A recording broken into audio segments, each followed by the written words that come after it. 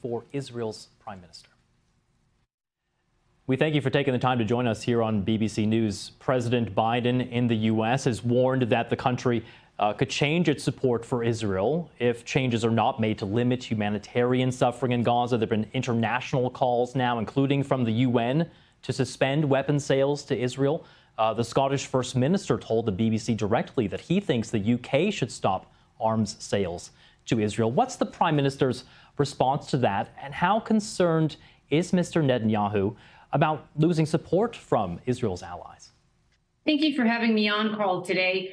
You see, Washington and Jerusalem, we do see eye to eye in the big scheme of things. We agree on the necessity to eliminate Hamas. This terror organization can be no more. Israelis don't agree to live next to this terrorist enclave, and we want to make sure that Gaza will never pose a terror threat to us again. And we want to make sure that our stolen people, the hostages, will come back home. So, and while we're working on achieving these war objectives as we define them, both of us, both sides, we want to see the minimal civilian suffering, minimal collateral damage, civilian casualties in Gaza, which is exactly what Hamas is trying to maximize.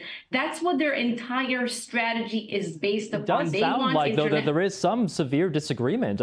Stopping weapons sales to Israel, and Biden with definitely a very forceful warning to Netanyahu. Does that change the game at all? Change relationships between Israel and its allies? Not at all. Israel and the United States, we are, best allies. These are our best friends in Washington. We take advice. We share concerns. We don't have to agree on every small detail, but in the big scheme of things, we do because we share the same values at the end of the day. Now, it's important to mention here that we all want the same things. And following that phone call between the president and the prime minister, our war cabinet convened last night, and a few decisions in regards to humanitarian aid were made. We decided to open another border crossing for the insertion of aid. That's the Erez border crossing in the northern part of the Gaza Strip. The maritime port of Ashdod, which is something that we haven't done before, will also facilitate the entry of aid, and humanitarian aid from there will be transferred for further inspection. And Jordanian aid through the Kerem Shalom border crossing will be increased. When it comes to those crossings, in speaking with aid organizations, their biggest concern is actually the number of trucks that are allowed through those routes. Can you confirm how many trucks might be allowed through these new crossings? We're talking about a couple of hundreds every day. I think the number was over the past 24 hours about 240. There was 266. Also, I think the day before. So we're talking about a couple of hundreds per day. Carl, more food trucks, and that's important to mention here, are going into Gaza daily than before October 7th. I know that some media outlets out there reported a wrong number, because when you consider food trucks, the number of food trucks that entered before the war started, they were food trucks with cement, with certain materials that went right into building these terror tunnels and terror infrastructure. So when we're talking about food alone, double the amount of food trucks that entered Gaza before October 7th are entering today, and we're working the UN and several other aid organizations to better the aid distribution mechanism. The numbers now say 1.1 million people, half the population, in fact, of Gaza, are at risk of starvation. So that is important to mention. I do want to, though, turn to the IDF's internal investigation into this incident where 7 aid workers were killed by strikes by the Israeli military. 2 senior officers have been dismissed. But will there be any broader changes to the way Israel's military operates so that something like this won't happen again?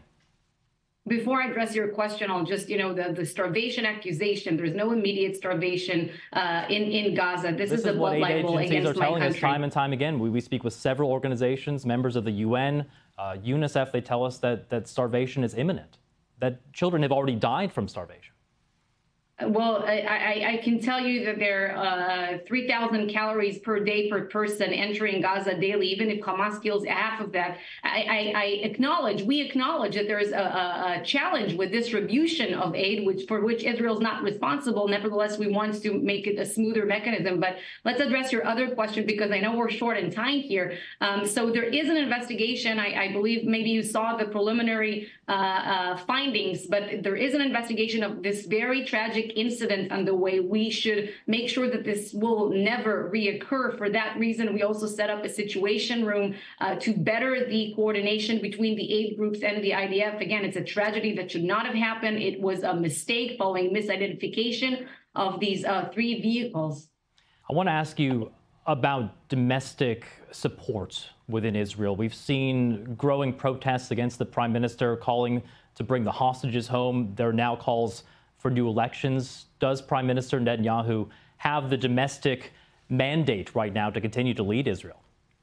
So we are a democracy. Yes, there are protests, but if you've seen the images, there are minimal protests. It's not something big because most of the people in my country are not engaged in politics right now.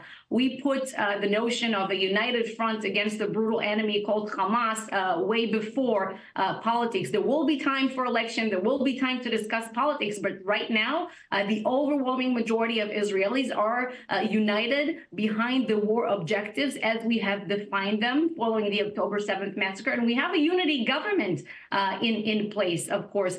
And, you know, our soldiers are not dealing with politics right now as they fight. Some of them paid the ultimate price to defend us so that I will be able to sit here and talk with you right now. And we owe this to them because they're not talking about politics. They want us to be united against this brutal enemy. So this is what we're doing, most of us.